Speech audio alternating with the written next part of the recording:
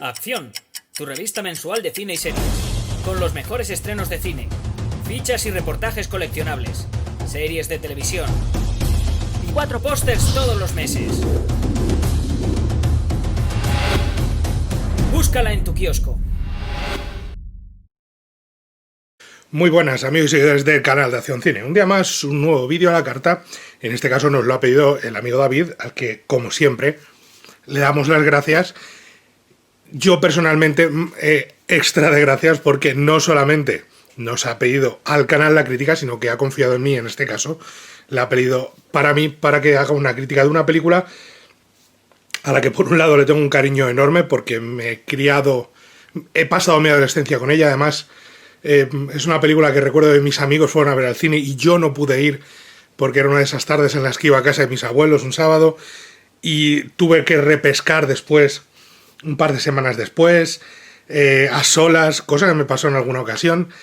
Me fascinó, me dejó flipado, mis amigos me habían dicho que era una maravilla, que me lo iba a pasar en grande, que iba a flipar. Me la habían spoileado entera, pero la disfruté igualmente y además me fascinó la banda sonora. Que tiempo después, en una época en la que teníamos 15, 16 años, una época en la que no era fácil conseguir bandas sonoras, con lo cual mis amigos hicieron lo que se hacía en aquella época, pedimos disculpa por ello, que fue comprarla en una tienda de discos piratas, una tienda en la que tostaban discos, una tienda informática, y tostaron y fotocopiaron la carátula, y todo lo hacían en la tienda por un módico precio. Y fue uno de los regalos que me hicieron en aquel cumpleaños, creo que fue mi 16º cumpleaños o algo así. Estamos hablando del año 95-96. Y estamos hablando de una película ganadora de 5 Oscars, una película que encumbró como director a su director y protagonista, y que además se ha convertido en un referente para el cine épico. Creo que más pistas casi es imposible. Estamos hablando de Braveheart. Estamos hablando de la película dirigida por Mel Gibson, producida por el propio Mel Gibson, y no solo producida por él, sino también por un nombre tan interesante como el de Alan Ladd Jr., el antiguo director de Fox, y también estuvo al frente de Metro-Goldwyn-Mayer, que fue el responsable de que George Lucas tuviera la oportunidad de hacer Star Wars cuando nadie creía en George Lucas y en Star Wars, y él le dijo, lo veo, te veo muy convencido, lo veo, te vamos a tener que dar poco dinero, pero adelante con ello. De hecho, tenía una lista de éxitos en Fox increíble. Y aquí él mismo cuenta que cuando se marchó de Metro-Goldwyn-Mayer, una de las condiciones de su despedida, de su marcha, él se marchó a producir independientemente, fue que se llevaba 2 proyectos de los que llevaba tiempo intentando producir en Metro-Goldwyn-Mayer. Y uno de esos 2 proyectos, uno de esos 2 guiones, era el de Braveheart. Braveheart, que por cierto, lo siento chicos, está el disco, de hecho, no porque se va a encender la tele, pero está el disco en la Xbox todavía, pero no encuentro la caja, no sé qué he hecho con ella. Es un pack de 3 películas que venía El Club de la Lucha, El Origen del Planeta de los Simios y Braveheart. Un pack de esos que vendían muy baratos, y de hecho, si lo ven y lo quieren adquirir, es la edición 15 aniversario de Braveheart, con lo cual traen los 2 discos. Pero ahora mismo no sé qué he hecho con ella, y mira que tengo Blu-rays por todos lados, pero no lo veo por ningún lado. El caso es que Alan Ladd se llevó ese guión, el guión de Braveheart, porque le encantaba lo que había, la historia y cómo lo había escrito Randall Wallace, guionista de la película, y ya intentó en aquella época que Mel Gibson se hiciera cargo del proyecto, pero por problemas con la agenda no pudo ser. Y cuando salió de Metro-Goldwyn-Mayer encontraron por fin la forma de hacer el proyecto y de llevarlo a cabo, y de que un australiano diera vida a uno de los iconos de la cultura escocesa, como es William Wallace, y de la libertad del pueblo escocés, como es William Wallace. Una historia del siglo XIV, una historia de una rebelión que históricamente el peso de William Wallace tiene más que ver con el futuro posterior que con lo que a él aconteció. Y a partir de aquí, en este momento, señalamos siempre, es una crítica con spoilers. Yo imagino que nuestro amigo David nos la ha pedido porque le encanta la película, porque es muy fan de la película, y me parece genial. Y como tal, imagino que la ha visto muchas veces. Muchísimas veces. Yo le doy las gracias porque llevaba tiempo, a lo mejor llevaba un par de años sin verla, y siempre se agradece volver a ver Braveheart. Así que dándole las gracias, a él no tengo que avisarle, pero el resto sí. Tiene spoilers, va con spoilers. Aunque en una película de este estilo, spoilers es un poco... Es que es un hecho histórico. ¿Se pueden hacer spoilers de hechos históricos? Bueno, pues teniendo en cuenta que sí, amigos, Colón llegó a América en 1492 y que, no sé, cosas de ese estilo, pues resulta que sí, que alrededor del 1300 sí algo, William Wallace lideró una rebelión contra los Longshank y el rey de Inglaterra para intentar liberar a Escocia del yugo de los británicos, que siempre han sido muy simpáticos cuando han estado como pueblo imperialista, siempre han sido muy simpáticos, bastante más simpáticos que los españoles. Tenían costumbres tan simpáticas como arrasar pueblos indígenas y esas cosas. Todo muy bien, muy, muy graciosos han sido los británicos. Y Escocia se rebeló, o lo intentó, pero la rebelión que tuvo cierto peso histórico es la de William Wallace, que dio pie a que luego Robert de Bruce, personaje que en la película tiene un peso secundario pero capital, porque será rey, pero personaje que en la película poco después tiene un peso secundario, pero que hace no mucho vimos la película en la que Chris Pine daba vida al personaje y Florence Pugh daba vida a su esposa, película que es de Netflix y que podéis ver ahí, y que sirve de secuela casi histórica, no narrativa ni nada por el estilo, a Braveheart. Tiene muchísimas cosas en su favor Braveheart, muchísimas. Creo que me comentó, y estoy hablando de memoria, con lo cual no lo sé exactamente, pero me comentó mi novia, mi pareja, que ella ha estado en Escocia varias veces y que lo tienen a Mel Gibson como un héroe por hacer la película, cuando es australiano, como todos sabemos.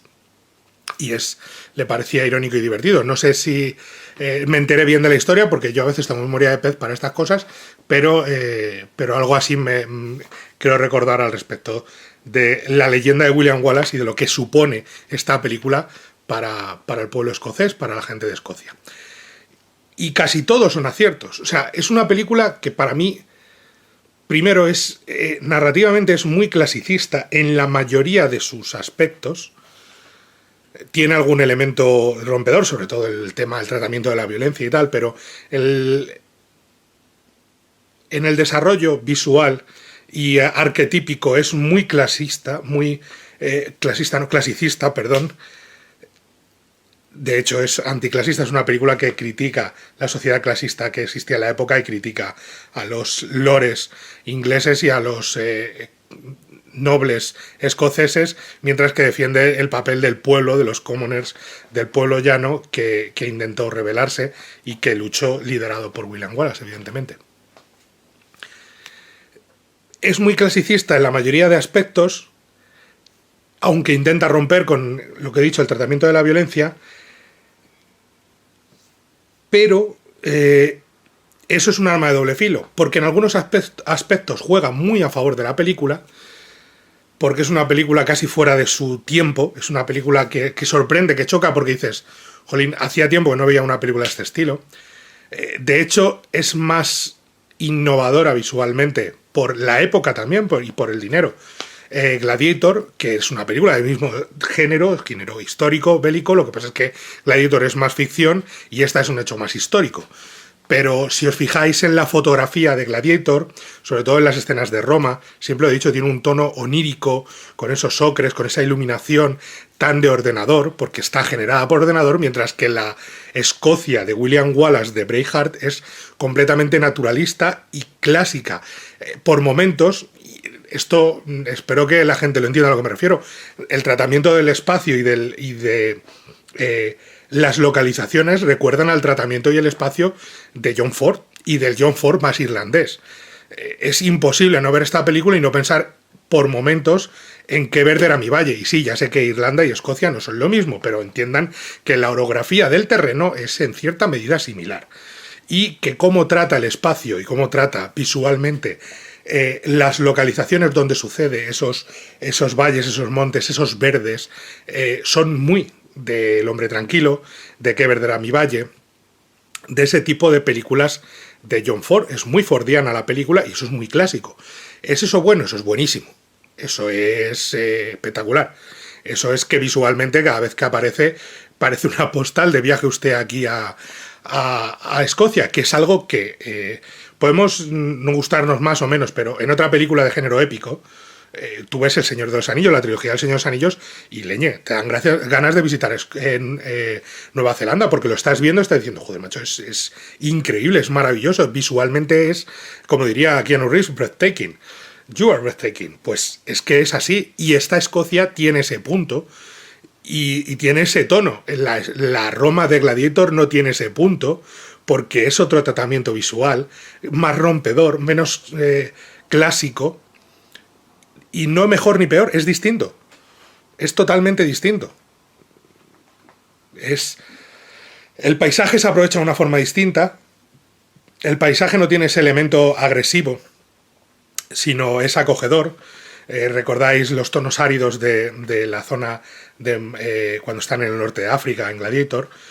Y aquí recuerda, pues evidentemente recuerda eso, a ese tono fordiano de los dramas irlandeses, o de los dramas más enclavados en la tradición y en la cultura del propio John Ford. Y aquí Gibson, que no es escocés, pero que aprovecha perfectamente el terreno, dice, visualmente sabe perfectamente que tiene todo eso y que el terreno es su amigo.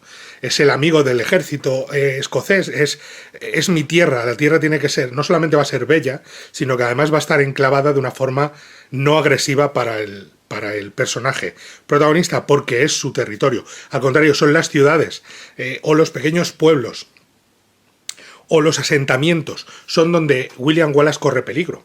En el bosque, de una forma u otra, el bosque es su amigo, la gente no. Y recordemos la escena del bosque en la que un personaje intenta traicionarle y este personaje irlandés, Stephen, que está magnífico, le salva.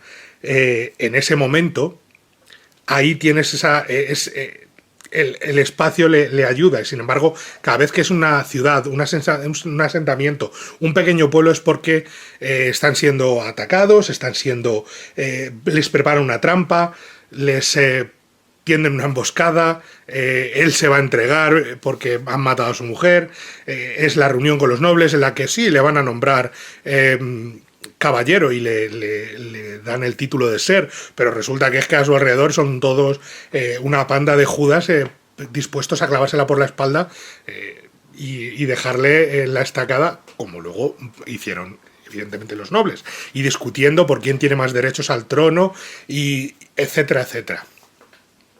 Como veis, la construcción del hombre, y el hombre, es una amenaza. Sin embargo, el espacio arbóreo, agreste, no lo es, al contrario. De hecho, él consuma su matrimonio y él se casa al amparo de lo salvaje, de la tierra, no de lo humano.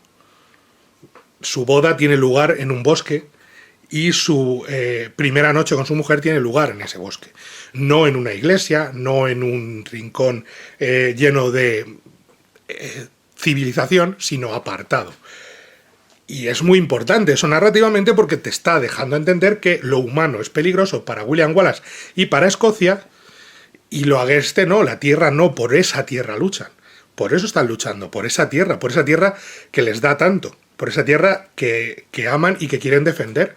Y ahí está la clave narrativamente. Y no creo que haya nada que echarle en cara a la película en ese aspecto. Al contrario, es una de sus mejores bazas.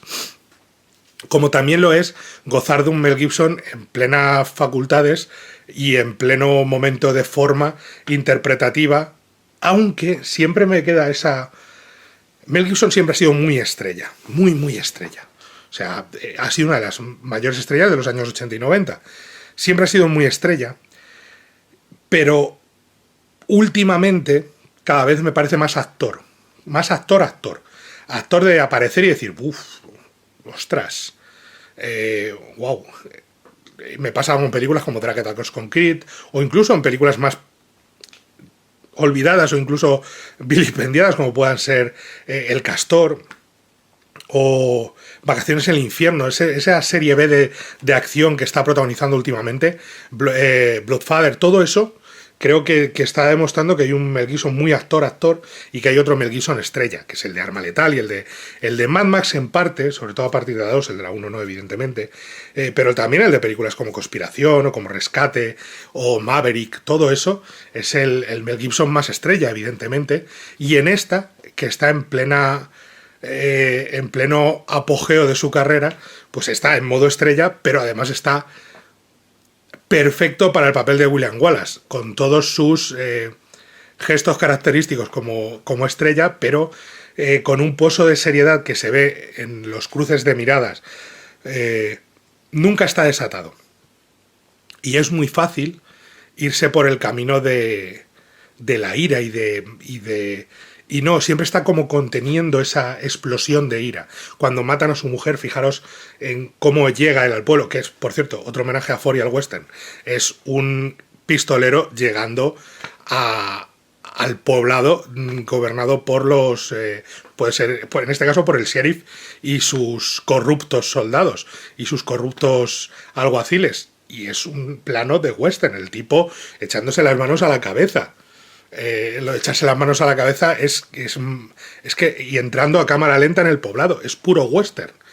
Es una mezcla entre Ford y Leone. Está haciendo un homenaje al western. No pasa nada, o sea, tampoco pasa nada por decir, no es malo, al contrario, te está dando claves visuales para que tú aprecies más lo que está sucediendo en pantalla y tengas unos referentes claros que digas, jo, cómo me gusta esto, porque en vez de irse a lo más... ¿Cómo decirlo? A lo más... y lo que decía, está tirando a lo clásico, siempre. De hecho, tiene mucho de las producciones de Samuel Fuller y ese concepto de mezcla de visualmente clásico con innovador en temática y demás, e incluso contenido en los gestos y en la llegada, pero excesivo en la sangre y en la violencia, pues mezcla esos elementos que decíamos de Ford o incluso de las producciones de Samuel Fuller, de esas películas de Nicolas Ray o de Anthony Mann, de todo aquello de 55 días en Pekín, el Cid y todo esto, lo sabe mezclar muy bien, esa combinación de factores, para que esa escena que tiene elementos de western no se vaya nunca de las manos, no sea excesiva, nada más que cuando tiene que ser, lo que es cuando llega la violencia y la violencia explota, pero visualmente es muy contenida hasta ese momento. Fijaros cómo maneja la cámara lenta y demás. Es una película que dura 3 horas y se pasan en un suspiro. Llega un momento en el que dices, llevo ya 2 horas y 10, ya estamos en la última batalla, pero ¿esto qué es? ¿Pero cómo se ha pasado volando si ya están dándose de palos el último momento? Y parece que es más excesiva, más grande de lo que realmente es. Tiene 2 batallas al final. Luego tiene muchas escaramuzas y lo que queráis, pero batallas tiene 2. Solo. De hecho, muchas no las muestran. Las intuyes porque entiendes que hay una limitación presupuestaria en muchos casos y no hacen falta. Hace falta la de la victoria y la de la derrota. No hay más. Y están muy bien planteadas esas 2 batallas y visualmente están muy contenidas. Y yo tengo como he dicho, algunos problemas con esta película que tienen que ver con asuntos no narrativos, sino de guión. Creo que son más culpa de Randall Wallace que de Mel Gibson.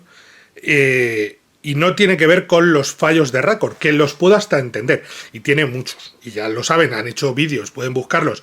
En la primera batalla hay el momento carrera hacia el ejército británico, después de hacerle la trampa de las lanzas y demás. William Wallace va corriendo en el primer plano sin nada. Intercala escena, vuelve a William Wallace. William Wallace lleva el espadón. Intercala escena, vuelve al otro. Vuelve a ir sin nada. Intercala escena, vuelve a ir. Va con un piolet en un momento determinado. Luego otra vez con la espada. Luego otra vez el piolet. Va como 3 o 4 veces, cada vez lleva una cosa. Y eso es un fallo de Guerracor. Y es que además se ven perfectamente, porque no es un plano... No, es que se ve gente corriendo, pero el plano está centrado en él. Eso no me importa. De verdad que no me importa. Es lo que menos me preocupa de Braveheart. Es lo último que me preocupa de Braveheart. Lo que me preocupa de Braveheart es... el único punto que le veo de decir... Y es de guión... Es que, por un lado... El personaje de Sophie Marceau es un adorno hasta el final. Solamente tiene un momento en el que le dejan a la actriz ser algo más que un florero, que un objeto de conquista, que algo a lo que poseer, que un arma a la que poseer, porque es lo que hace William Wallace con ella, usarla, cuando en realidad lo que vemos en el espacio es que en la muerte de William Wallace lo que vemos es que la que le importa es su primera esposa, de la que está enamorado de su primera esposa. Y usar a Sophie Marceau como un adorno está guapísima y es increíble, pero la escena en la que le cuenta a la criada, en francés, que todo lo que ha montado William Wallace es por el amor de una mujer, y ella se sienta y hace, ay, amor, dices, a ver, y por favor, adora la película, pero no me digan que no les da un poquito de pereza que Sophie Marceau haga lo de él. Ay, Dios, que me desmayo. ¿En serio? ¿En serio? ¿Ese es el tratamiento que le das al personaje de Sophie Marceau? Ese gesto lánguido de... Que es que hace el gesto y todo contra la columna en la que está sentada en el murete, con una columna aquí, y hace... ¡Ay, el amor!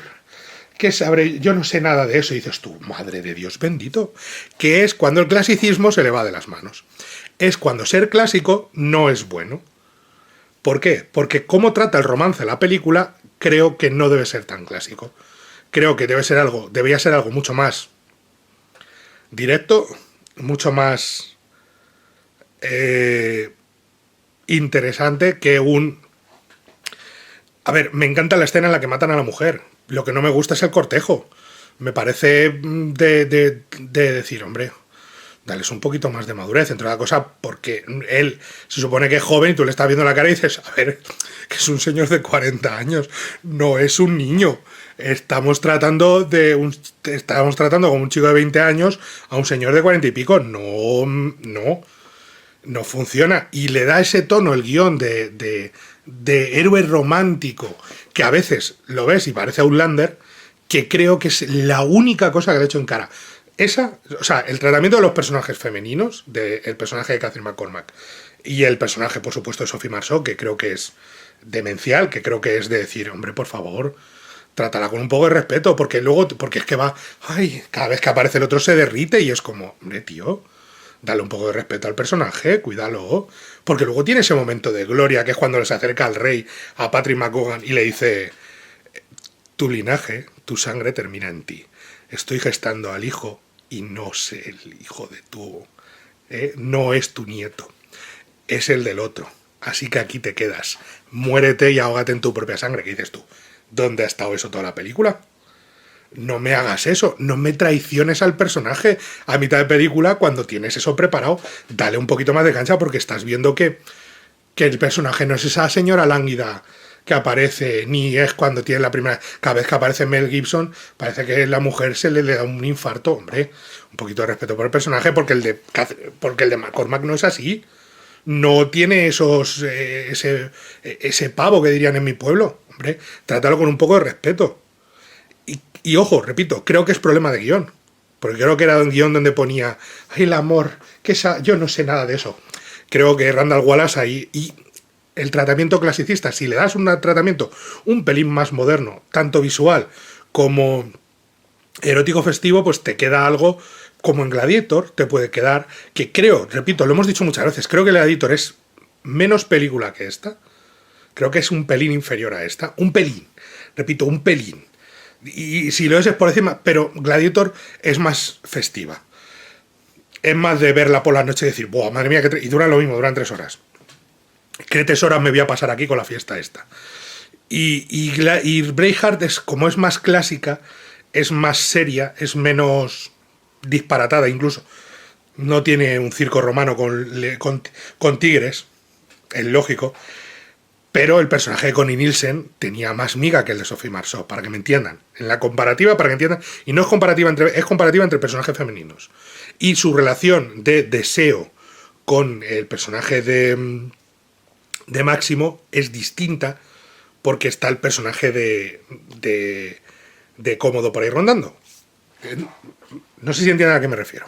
Y repito, eso no es ni muchísimo menos porque son, como dicen, eso es un mal menor. Otra cosa es que tampoco me guste que a Brian Cox le des 2 minutos en pantalla, un plano, y te ventiles a Brian Cox. Hombre, Gibson, por favor, que es Brian Cox, que tienes ahí la florinata de los actores escoceses. Pues como me quitas a Brian Cox, te lo ventilas de un plumazo. Dame más de ese señor, si lo que queremos, si es un pedazo de actor. Porque luego todo lo demás es, o sea, el reparto escocés, o sea, tienes a Tommy Flanagan, tienes a James Cosmo, tienes por supuestísimo a un Brendan Gleeson desatado y maravilloso. Tienes a un Mel Gibson que trabajó muchísimo para que el acento fuera muy bueno y muy creíble. Y lo tienes haciendo de William Wallace con un acento magnífico. Tienes todo eso. Un poquito más a Brian Cox yo le habría dado. Un poquito más de papel, se entienda. Yo le habría dado más peso en la película, pero bueno, lo entiendo también, de nuevo. Sigue siendo una película de 4 estrellas y media para mí, y si, repito, es porque creo que el personaje femenino de Sophie Marceau está maltratado y que al romance le dan muchas vueltas al principio, muchas escapadas, muchas miradas lánguidas, que mucho el hombre tranquilo, mucho quiero ser el hombre tranquilo y no eres el hombre tranquilo, ni falta que te hace. No te hace falta tirar por ese camino. No tienes que contarme una historia como el Cid. No, esto no es 55 días en Pekín. No pasa nada. No pasa nada. Si ya le has clavado un piole, le vas a clavar a uno un piole en la cabeza y se la vas a reventar y vas a tirar salpicón de sangre por todos lados. Si cada batalla vais a ir empapados en sangre.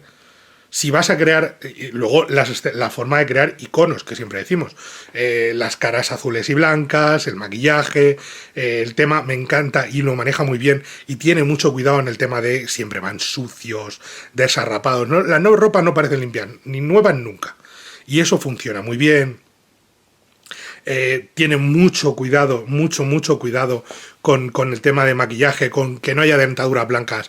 Sí, los dientes están perfectos, pero no tiene los dientes blancos que se ven brillando a 50 kilómetros. Cosas de ese estilo para dar un poquito de pozo dramático, de cosa que en el Hollywood más clásico pues no pasaba, y aquí sí pasa, porque está muy cuidada la producción. Entonces, si lo digo, no es culpa de Mel Gibson, creo que es culpa de Randall Wallace, o más culpa de Randall Wallace, y creo que es algo... Randall Wallace ha tenido guiones muy malos. Creo que este es su mejor guión de largo, pero de millones de kilómetros de distancia con el siguiente. No sé hasta qué punto la culpa de que este guión sea tan bueno no la tiene que ver el hecho de que Mel Gibson estuviera dirigiendo y quitase cosas, pero aún así... creo que era...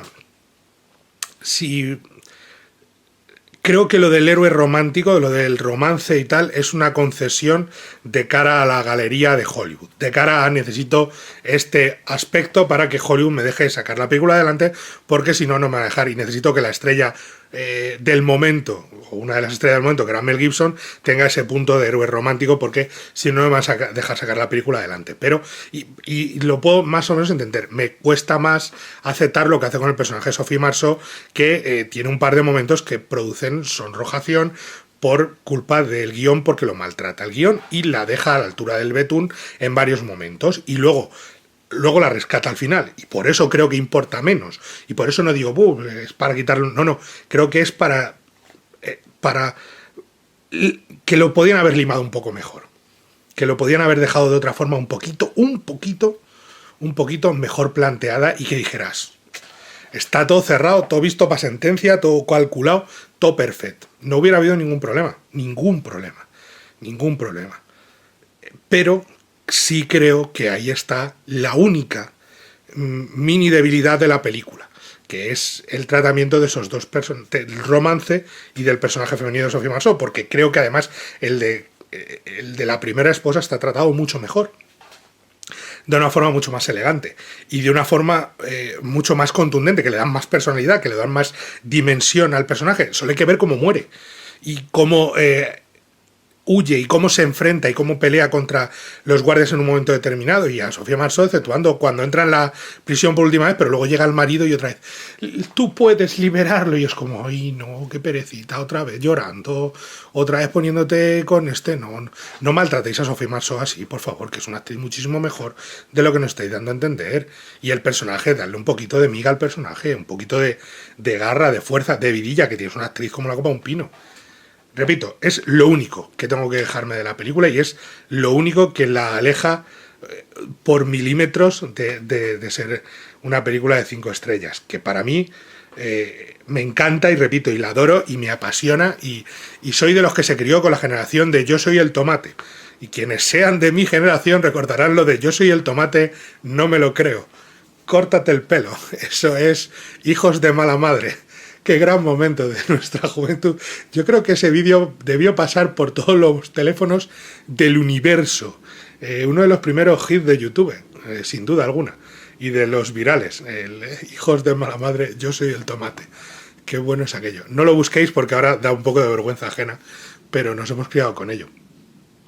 Recuerdo que de esta película he tenido la oportunidad de entrevistar a James Cosmo cuando vino a España por Juego de Tronos, hace ya unos años, y el hombre, que es un pedazo de actor y que además es una presencia enorme en pantalla, me parece James Cosmo y tiene medio personaje hecho, es un tipo grande, escocés, enorme, y me dijo, y todavía me hablaba con un cariño enorme de la película, evidentemente. Yo no le pregunté por Braveheart, pero él me habló de Braveheart, hablando de su carrera y de los papeles que le habían marcado y de lo importante que había sido Braveheart, y sobre todo lo importante que era el mensaje de Braveheart en el mundo de hoy en día, de luchar por la libertad, de enfrentarte a las injusticias, incluso sin ser William Wallace, pero que el mensaje de la película, que era levántate y lucha, seguía vigente a día de hoy, que no habíamos ganado nada, y que a día de hoy la gente en muchas partes del mundo todavía tenía que luchar por su libertad, que era algo a lo que tenían que enfrentarse, y que era algo, que era un mensaje de la película que estaba tremendamente vigente y que le hacía estar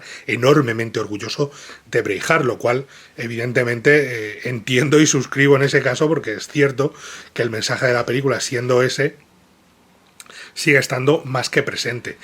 Hablábamos del ritmo y fijaros en un momento determinado cómo la película, que tiene, como toda película, no puede ir hacia... No, tiene muchas subidas y bajadas, pero no son subidas y bajadas pronunciadas, no. Mantiene muy bien el ritmo, de hecho va en aumento, porque el tramo más complicado es el de romance inicial, cómo va subiendo, cómo va manejándolo en picos. Fijaros que Mel Gibson no aparece hasta bien entrada la película, porque le interesa contar la historia de William Wallace niño, porque le interesa no solo por el romance, lo importante no es el romance, lo importante es lo que ve en el granero, y lo que se encuentra y lo que le va a marcar de por vida, que es ese miedo inicial y también esa tristeza de que esa situación esté llevando a la muerte de líderes y a la muerte de la rebelión. Y fijaos cómo luego, cuando tiene el primer encuentro de mayor con James Cosmo, que lo ha visto de niño, hijo, ven un momento, como el momento que tiene con James Cosmo es el de vienes, debes venir, y dice, no, yo no quiero saber nada de la guerra, quiero vivir en paz, cultivar mis tierras y tal. Y el padre de la otra le dice lo de, bueno, cuando me lo demuestres, pues, tus reuniones no llevan a ningún lado, que es lo que vemos luego con los nobles. Y repito, tiene ese movimiento de montaña rusa que tiene que ser así en todas las películas, que es lo que nos mantiene en el viaje interesados, pero en la película nunca hay una caída pronunciada de ritmo, y lo maneja muy bien porque no va de batalla, no excede las batallas, como he dicho, sino que los tejemanejes políticos los lleva muy bien entre un lado y otro, y nos lleva, por ejemplo, a la escena de asedio al castillo. Podía haber hecho más batallas, pero en vez de hacer más batallas lo que hace es, voy a innovar visualmente, voy a innovar narrativamente, voy a aportar algo que no esperáis, voy a enseñarte el castillo, en vez de enseñarte el salto al castillo y tal, voy a enseñarte lo de derribar la puerta, y cuando tumbe la puerta, tú sabes que el castillo ya ha caído. y entonces te hago una elipsis y te presento lo de la caja. Eso ahorra tiempo de metraje muchas veces. Otro director hubiera estado en excesos, hubiera visto la escena en la que pide clemencia al otro. No, la caja, y cuando la abren la cara de ese señor, que por cierto, vista a día de hoy, me recuerda un montonazo esa cara a la de Edu Soto. Es muy peculiar. Pero traslada muy bien las elipsis para que nunca canse narrativamente la película. Se recrea mucho en los actores, lo cual creo que es un acierto continuo, y lo hace, por ejemplo, dándole un peso muy interesante, muy maquiavélico al rey vigente, que está, como hemos dicho, Patrick McGoohan, que está increíble, pero que sobre todo en su papel lo que aporta es un aplomo a un personaje que no está escrito para que tenga ese pozo, está escrito de una forma un poquito más lineal. Es el malo malísimo. No tiene forma de que tú le des dobleces. No. El rey Eduardo no es un personaje tridimensional completo, salvo cuando lo pilla un actor como Patrick McGoohan. Cuando tú ves a este actor coger al personaje es cuando lo redondea y dice, este es el villano, este es Longshank, este es el rey Eduardo I. Esto es lo que hay. Este es nuestro villano. Si no, otro actor te habría ido por caminos mucho más comunes, más trillados, pero fijaos en el juego de miradas que tiene con su hijo. Con su hijo, un hijo al que odia profundamente y al que desprecia profundamente porque es una decepción y porque no entiende cómo va a ser rey. Ese serecillo que es incapaz de mantenerse, y es lo de he oído que ha pasado algo en el norte. No, bueno, está todo controlado. Dice, ya, pero hemos perdido al ejército. Bueno, eso es que el este se va a encargar. No, el ese está muerto. O sea, que tú verás lo que haces. Todo eso, cómo lo lleva el actor, es lo que le da plomo al personaje. Pasa lo mismo con el personaje de Angus McFadden, con el personaje de Bruce, de Robert de Bruce. Es un personaje que en manos de otro actor, que no estuviera tan entregado al personaje, podía haber quedado como un pusilánime, un mediocre, y sin embargo queda como un tipo en el que sientes compasión por él, porque a través de su mirada ves que es un tipo que se equivoca la primera vez, cuando traiciona a William Wallace, pero que quiere arreglarlo, que le salva la vida y que quiere estar en el lado de William Wallace siempre, con lo cual luego le engañan, que tú podías decir, es que pobre tipo, este es un poco parguelas, pero llega ese momento al final de la película que es su redención, que por cierto, fijaos en cómo está mostrado, fijaros en cómo está rodado, fijaros en cómo empieza la batalla y recordar el final de 300. Hola de nuevo, amigos. Tras mucho meditarlo y pensando que a lo mejor el amigo David no ha visto cierta película de la que estaba hablando, no quiero que suene a spoiler, no quiero que quede en la memoria de la gente como que estaba haciendo un spoiler, con lo cual he parado un momentito el vídeo, vamos a cortarlo ahí y lo voy a intentar explicar lo que estaba diciendo sin que pueda alguno imaginar que es un spoiler de otra película. Me refiero a en la carrera de Zack Snyder hay homenajes a Braveheart. Y hay homenajes al final de Braveheart.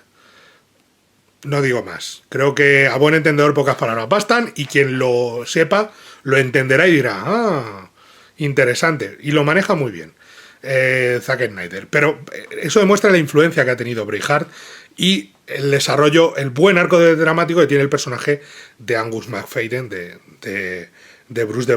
Robert de Bruce, que en este caso además está muy apoyado en un actor que se entrega al personaje, que podía haber caído perfectamente en algo mucho más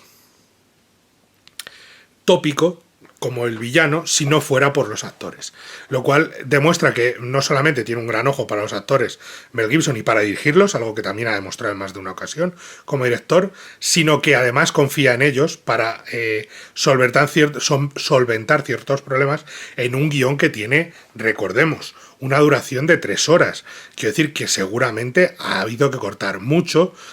Por ahí está seguramente lo que hemos perdido de Brian Cox, y al haber que recortar en algunos aspectos, pues tienes que confiar en que los actores te redondeen perfectamente lo que está implícito en el guión, no está explícito, no se muestra explícito. Ellos lo trabajan de tal forma en que tú entiendes al personaje de Robert de Bruce, empatizas con él, lo comprendes, te cae primero mal, crees que es un tipo que admira, entiendes perfectamente la admiración que siente porque él se da cuenta de que William Wallace no quiere el poder, quiere que él sea rey. Él no quiere reinar, quiere que Robert sea rey. Es lo que desea, quiere que Robert sea rey de los escoceses y se comporte como tal. Y entonces por ese camino va siempre custodiándolo. Luego, si os fijáis también, la serie Outlander también tiene muchos homenajes a Braveheart y hasta aquí puedo leer. Pero si recordáis el cliffhanger de la temporada 1, en mitad de temporada, si recordáis ese cliffhanger y recordáis la escena del primer noble al que mata William Wallace después de la traición, cuando sueña que llega el otro en un caballo y estaba soñando y de repente se tumba la puerta, vais a ver que hay muchos paralelismos en un lado y otro. Y de nuevo, fijaos, para que entendáis a lo que me refiero con no me importa. Cuando se tiran por el balcón, cuando él se tira al agua, se ve, y cuando va montando a caballo dando golpes, se ve el doble de Mel Gibson. Se reconoce al doble desde la ventana de allí enfrente, que está a 50 metros. Se le ve a kilómetros, que es un doble. Cuando salta y tal, los primeros planos se ve que es él. Pero en plano general, es que se ve que es otro señor. Pero es que se ve muchísimo. Que es otro señor con peluca. Se ve muchísimo. No importa. Estás tan metido en la película que no importa. No importa lo más mínimo que se note. Pasa, por ejemplo, en La Jungla de Cristal, algunas de las escenas de acción, el doble de Bruce Willis canta La Traviata y no nos importa. Da lo mismo. Da igual. Pues aquí lo mismo. No importa eso. Lo que importa es que estás metido de lleno en la aventura y en ese momento, en el momento venganza, de decir, mi ejército ha sido destruido, sois unos traidores, voy a poneros patas arriba a toda la nobleza escocesa para revolucionar un poco las cosas y para que el rey, que tiene que ser rey, que es Robert de Bruce, se levante por fin y luche por su pueblo en vez de traicionarlo. Creo que lo maneja muy muy bien y hace que se te olvide, porque emocionalmente estás metido en la historia y creo que es maravilloso cómo lo encuadra y cómo lo hace. Y esa escena del sueño es demencialmente buena como está planteada. Poco más que añadir, que me voy a los más de 40 minutos, incluso habiendo tenido que cortar por el momento posible spoilers, que ni siquiera, porque creo que es una película que hemos visto todos los que vamos a pasar por aquí, o casi todos, pero por si las moscas se lo dejamos. Recordaros que tenéis la revista, que ha salido número nuevo. Hoy mismo creo que estaba en el mercado ya, que viene cargado de exclusivas este mes, os lo aseguro. Entrevistas con muchas actrices jóvenes, pero también con algún escritor y guionista maravilloso. Así que os recomendamos que paséis por el kiosco y que le echéis un ojito. No pedimos más, un ojito que creemos que os puede interesar un montón. Además, me gusta mucho el póster de Charlize Theron y me gusta mucho el póster de Florence Pugh, de La Viuda Negra. Y el de Maldita también. Y el de James Bond, que leches. Me gustan los cuatro un montón. Me trae yo problemas para elegir este mes. Dicho lo cual, tenéis la revista y lo más importante, darle de nuevo las gracias a nuestro amigo David. De verdad, muchísimas gracias por confiar en nosotros. Muchísimas gracias por apostar por tu canal, nuestro canal, el canal de Acción Cine, y por pedirnos la crítica de una película magnífica, excelente, que imagino que tú adoras. Ganadora, ya he dicho, de 5 Oscars, entre ellos Mejor Director y Mejor Película, y 4 estrellas y media. Y la única media, si me falta la media final, es por lo que he comentado antes, que ya sé que alguno explotará en ira y tal, lo lamento, es mi opinión. Lo único que digo es que es mi opinión y yo intento defenderla y sustentarla desde este rincón. Así que poco más que decirle, le dan a like, se suscriben, nos cuentan lo que quieran y nos vemos en la próxima. Adiós.